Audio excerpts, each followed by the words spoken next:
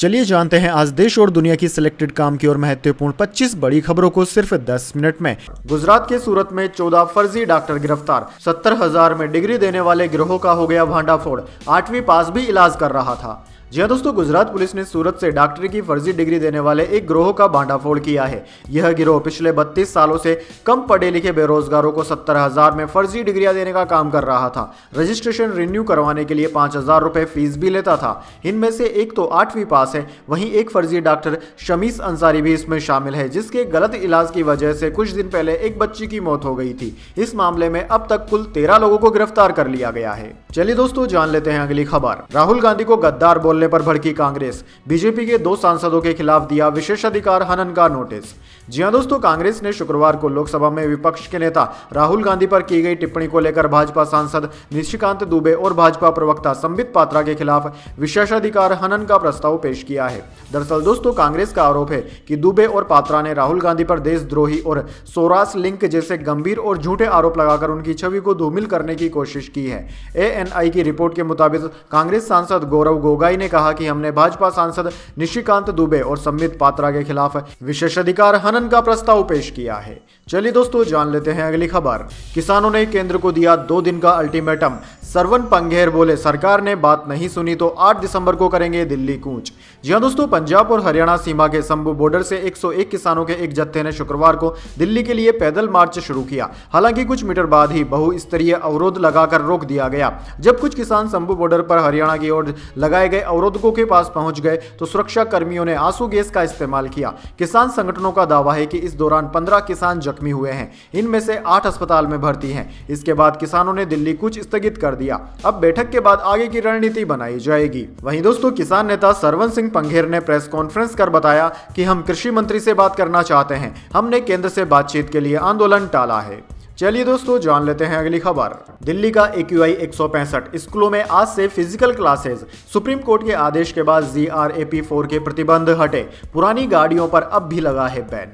जी हां दोस्तों, दिल्ली में गुरुवार को AQI 165 रिकॉर्ड किया गया। AQI के खराब से मध्यम कैटेगरी में आने पर सुप्रीम कोर्ट भी GRAP4 के प्रतिबंध हटाने के लिए राजी हुआ है, जिसके बाद centre for air quality management CAQM ने गुरुवार रात GRAP4 हटाकर GRAP2 के प्रतिबंध लागू करने का ऐलान किया है। प्रतिबंधों में ढील के बाद शिक्षा निदेशालय ने कहा है कि शुक्रवार से दिल्ली के स्कूलों में फिजिकल क्लासेस शुरू हो जाएंगी। 12वीं तक के सभी स्कूल के सभी बच्चों की ऑनलाइन कक्षाएं अब नहीं चलाई जाएंगी। चलिए दोस्तों जान लेते हैं अगली खबर। शराब नीति केस। दिल्ली हाईकोर्ट का जल्द सुनवाई से इनकार। अरविंद केजरीवाल से कोर्ट ने कहा हमारे पास बहुत सारे केस हैं, सुनवाई 20 दिसंबर से ही करेंगे। जी हां दोस्तों, दिल्ली हाईकोर्ट ने शुक्रवार को शराब नीति घोटाले में अरविंद केजरीवाल के केस की जल्दी सुनवाई से इनकार कर दिया है। अरविंद केजरीवाल ने सुनवाई तय तारीख 20 दिसंबर से पहले करने की याचिका लगाई थी। उनकी याचिका खारिज करते हुए जस्टिस मनोज कुमार ओहारी ने कहा कि सुनवाई तय तारीख पर ही होगी। हमारे पास सुनवाई के लिए और भी बहुत सारे मामले हैं। कोर्ट के जल्दी सुनवाई से इनकार करने के बाद अरविंद केजरीवाल के वकील ने मांग रखी कि उनके खिलाफ दायर ईडी की याचिका की कॉपी उन्हें पहले से मुहैया करवाई जाए। चलिए दोस्तों जान लेते हैं अगली खबर। दिल्ली में दिसंबर में पहली बार पारा 10 डिग्री से नीचे। मध्य प्रदेश राजस्थान में ठिठुरन बढ़ी। श्रीनगर में तापमान -4.1 डिग्री पहुंचा। हिमाचल में 2 दिन बाद भारी बारिश और बर्फबारी।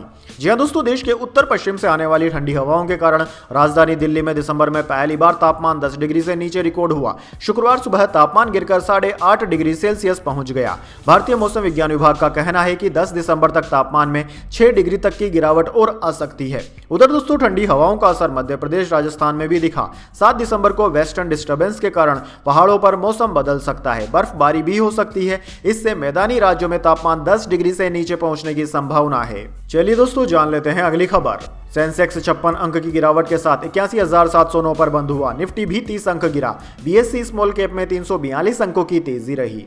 जी हां दोस्तों, हफ्ते के आखिरी कारोबारी दिन यानी कि 6 दिसंबर को शेयर बाजार में फ्लैट कारोबार रहा। सेंसेक्स 56 अंक की गिरावट के साथ 81,709 के स्तर पर बंद हुआ। वहीं निफ्टी में भी 30 अंकों की गिरावट रही। यह 24,677 के स्तर पर बंद हुआ। वहीं दोस्तों, BSE स्मॉल कैप 342 अंक की तेजी के साथ 57,050 पर बंद हुआ। सेंसेक्स के 30 शेयरों में से 17 में गिरा गिरावट और 13 में तेजी रही, जबकि निफ्टी 50 के 50 शेयरों में से 32 में गिरावट और महज 18 में आज तेजी देखने को मिली। एनएसई सेक्टोरल इंडेक्स में मेटल सेक्टर आज सबसे ज्यादा 1.23% की तेजी के साथ बंद हुआ। चलिए दोस्तों, जान लेते हैं अगली बड़ी खबर। तृप्ति बनी most popular Indian star, Shahrukh Khan और दीपिका पादुकोण को पछाड़ा। एक्ट्रेस की अचीवमेंट पर रूमर्ड बॉयफ्रेंड ने जताई खुशी।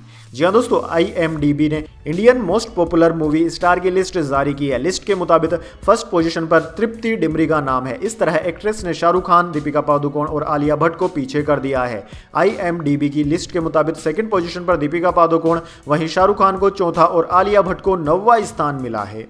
चलिए दोस्तों, जान लेते हैं अगली बड़ी खबर।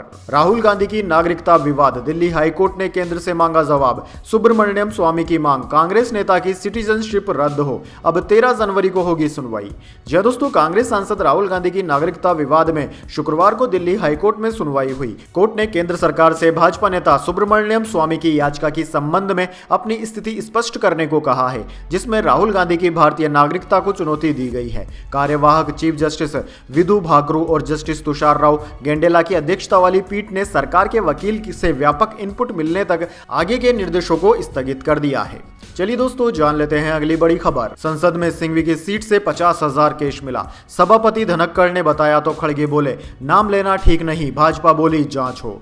जी हां दोस्तों, राज्यसभा में 500 रुपए का बंडल यानी कि 50,000 रुपए मिलने पर शुक्रवार को राज्यसभा में जमकर हंगामा हुआ। उपराष्ट्रपति और राज्यसभा के सभापति जगदीप धनखड़ ने कहा कि कांग्रेस सांसद अभिषेक मनु सिंघवी की सीट से नोटों की गड्डी मिली थी। भाजपा ने जांच की मांग की। कांग्रेस अध्यक्ष मल्लिकार्जुन खड़गे ने कहा कि जांच से पहले किसी का नाम लेना ठीक नहीं है। धनखड़ ने कहा कि कल सदन की कार्यवाही स्थगित होने के बाद सुरक्षा अधिकारियों ने हमें जानकारी दी कि सीट नंबर 222 से कैश मिला है। यह सीट तेलंगाना से सांसद अभिषेक मनु सिंघवी को अलॉट की गई है। इस मामले में नियमों के मुताबिक जांच होनी चाहिए और यह हो भी रही है। चलिए दोस्तों, जान लेते हैं अगली खबर। लोन महंगा नहीं हुआ, न EMI बढ़ेगी। RBI ने रेपो रेट 6.5% पर बरकरार रखी, लेकिन महंगाई बढ़ने की आशंका है, इससे इकोनॉमिक ग्रोथ घट सकती है। जी हां दोस्तों, आपके मौजूदा लोन महंगे नहीं होंगे, न ही आपकी EMI बढ़ेगी। ऐसा इसलिए क्योंकि भारतीय रिजर्व बैंक RBI ने ब्याज दरों को 6.5% पर ही बरकरार रखा है। सेंट्रल बैंक ने लगातार 11वीं बार दरें नहीं बदली है। आखिरी बार फरवरी 2023 में ब्याज दरें 0.25% बढ़ाकर 6.5% की गई थी। चलिए दोस्तों, जान लेते हैं अगली बड़ी खबर। लखनऊ आगरा एक्सप्रेसवे पर डबल डेकर बस पलटी, 6 की मौत। यात्रियों ने बताया आखिर क्या हुआ। जी हां दोस्तों, कन्नौज के लखनऊ आगरा एक्सप्रेसवे पर एक दर्दनाक हादसा हो गया। आगरा की तरफ से आ रही एक डबल डेकर बस डिवाइडर से टकराकर पलट गई। यह हादसा सकरावा थाना क्षेत्र के औरैया बॉर्डर पर हुआ। दोस्तों, हादसे में कई यात्रियों के मरने की आशंका है। अभी तक सामने आई जानकारी के अनुसार 6 यात्रियों की मौत की पुष्टि हो चुकी है, जबकि 40 से ज्यादा के घायल होने की सूचना है। घायलों को इलाज के लिए अस्पताल में भर्ती करवाया गया है, जहां कुछ की हालत अभी भी गंभीर बताई जा रही है। वहीं दोस्तों, हादसे के समय रास्ते से ही उत्तर प्रदेश के जल शक्ति मंत्री स्वतंत्र देव सिंह भी गुजर रहे थे। उन्होंने बस को पलटा देखा तो मदद के लिए आगे आए।